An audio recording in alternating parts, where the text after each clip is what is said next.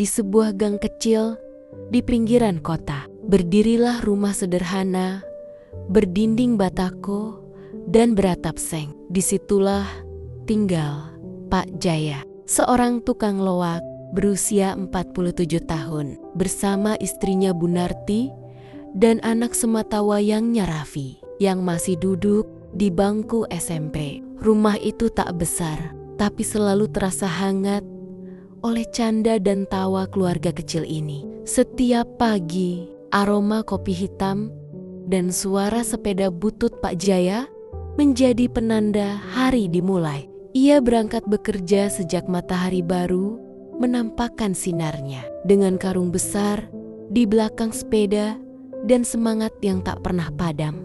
Doakan Bapak, ya, Vi, biar dapat banyak barang hari ini, ucapnya sambil tersenyum, meski matanya menunjukkan lelah yang disembunyikan. Raffi mengangguk, mencium tangan ayahnya.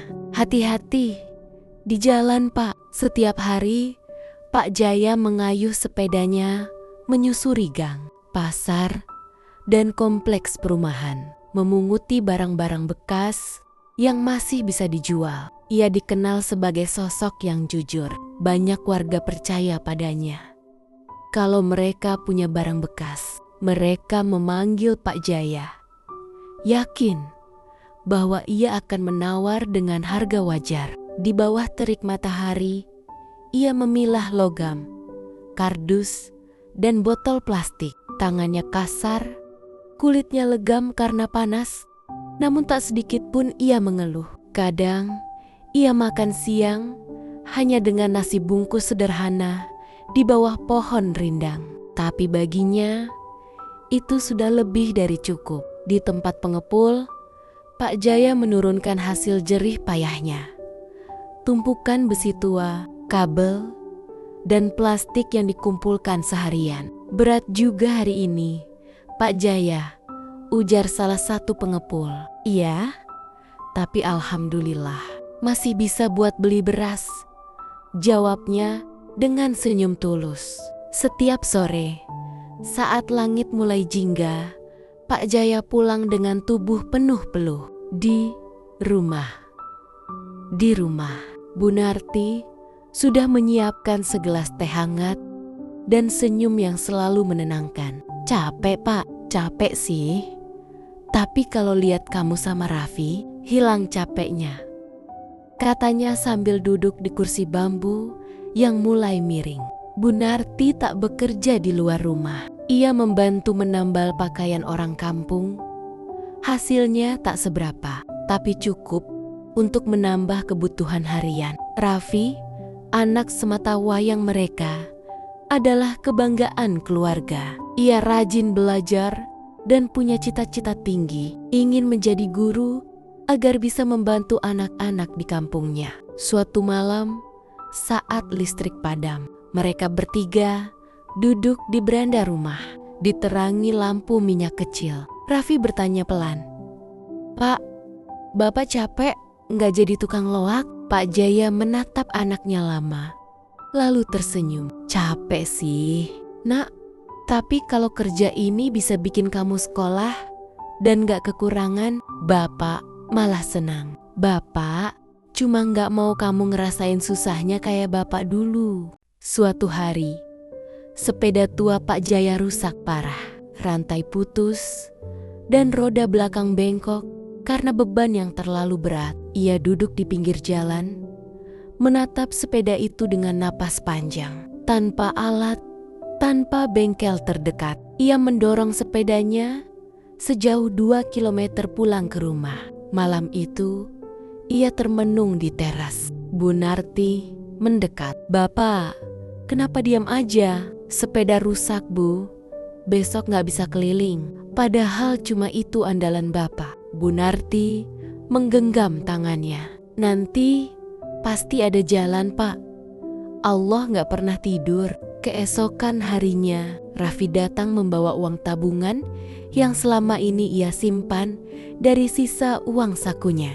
"Ini, Pak, buat benerin sepeda." Pak Jaya menatap uang itu dengan mata berkaca-kaca. Nggak usah nak, itu buat kamu sekolah.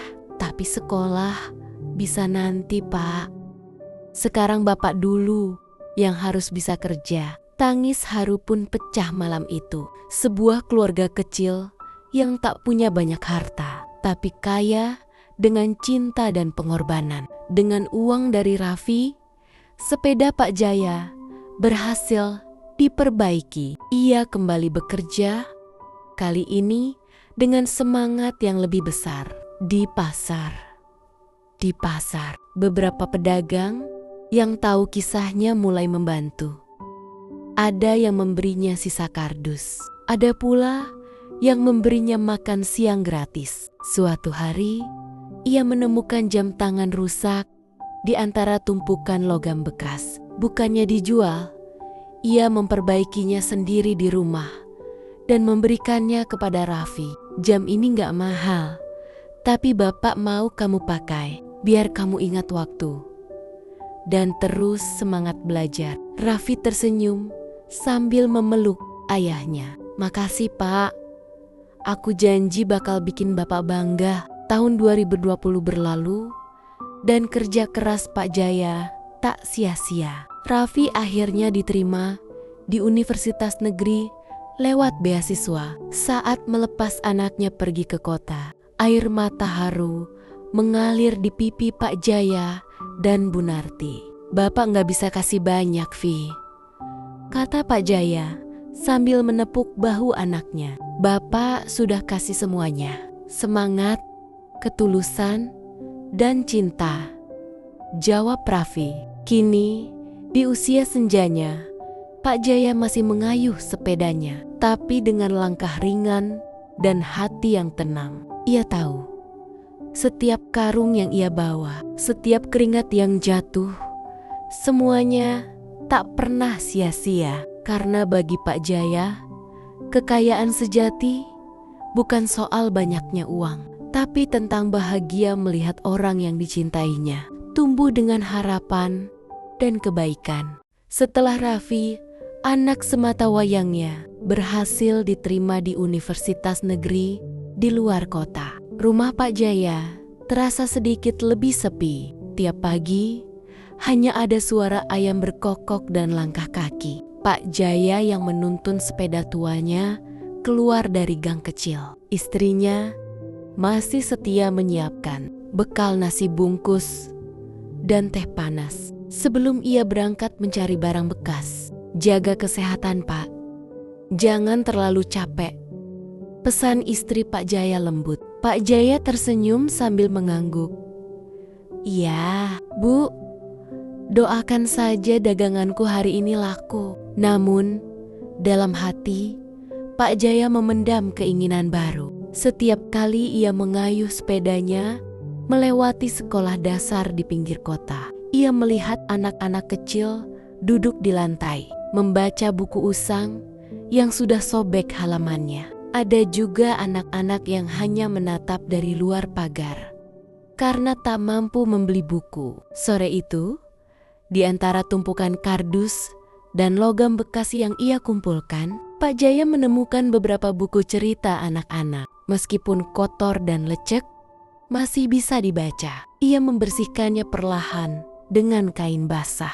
Sayang kalau dibuang, gumamnya, masih bisa dipakai belajar. Sejak hari itu, setiap kali keliling, Pak Jaya mulai menyisihkan buku bekas yang ia temukan. Buku pelajaran, buku cerita, majalah lama. Semua dikumpulkan dan disusun rapi di kotak kardus besar di sudut rumah. Beberapa bulan kemudian, tumpukan buku itu sudah memenuhi hampir separuh ruang tamu. Istri Pak Jaya tersenyum melihat suaminya yang tiap malam sibuk membenahi buku-buku itu. Sekarang tukang loak jadi pustakawan ya, candanya Pak Jaya tertawa kecil. Hei, kalau bisa bikin anak-anak senang baca, itu juga rezeki, Bu. Ia lalu memiliki ide membuat perpustakaan keliling dari gerobaknya sendiri. Ia memperbaiki papan kayu bekas menjadi rak buku kecil yang menempel di bagian belakang gerobak loknya. Dihias sederhana dengan cat warna-warni sumbangan dari tetangga. Dan di bagian depan ia tulis dengan spidol tebal, "Perpustakaan keliling Pak Jaya, baca gratis, pinjam boleh." Hari Minggu pagi, Pak Jaya mulai berkeliling ke kampung sebelah. Anak-anak yang biasa menyapanya sebagai Pak Loa kini berlari menghampiri, bukan untuk menjual barang bekas, tapi untuk membaca buku cerita. "Aku mau baca yang ini, Pak," seru seorang bocah. Pak Jaya tersenyum, menyerahkan buku sambil berkata, "Jaga baik-baik ya, nanti gilirannya gantian sama teman." Beberapa bulan berlalu. Suatu sore, sepeda motor berhenti di depan rumah kecil itu. Ternyata Raffi pulang dari kota. "Assalamualaikum, Bu." "Pak," serunya. Istri Pak Jaya keluar sambil tergopoh. "Astagfirullah, Raffi, kok nggak bilang mau pulang, Nak?" Raffi tertawa kecil sambil memeluk ibunya.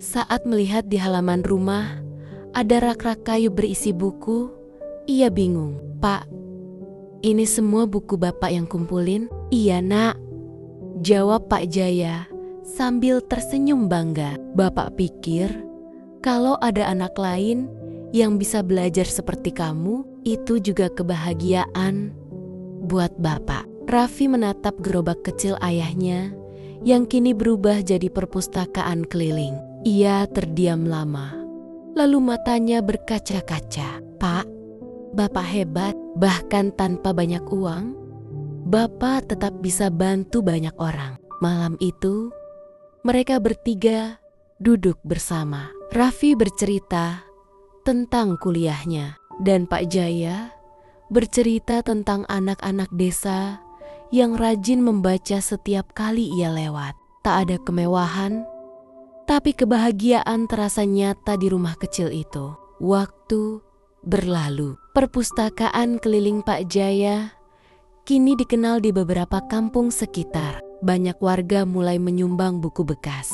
Bahkan guru-guru dari sekolah dasar terdekat mengundangnya untuk datang setiap Sabtu. Pak Jaya mungkin hanya seorang tukang loak, tapi semangatnya menyala lebih terang dari apapun. Ia tidak sekadar mengumpulkan barang bekas, ia mengumpulkan harapan. Setiap kali ia meminjamkan buku kepada anak kecil, ia teringat kata-katanya sendiri kepada Raffi dulu. "Belajar itu bukan soal di mana kamu lahir, tapi seberapa kuat kamu mau berjuang." Kini, di usia senjanya, Pak Jaya masih berkeliling dengan gerobak tuanya, menyapa anak-anak dengan senyum. Dan setiap kali matahari sore menyoroti tulisan di gerobaknya, huruf-huruf itu seakan berkilau seperti emas. Perpustakaan keliling Pak Jaya, dari barang bekas untuk masa depan.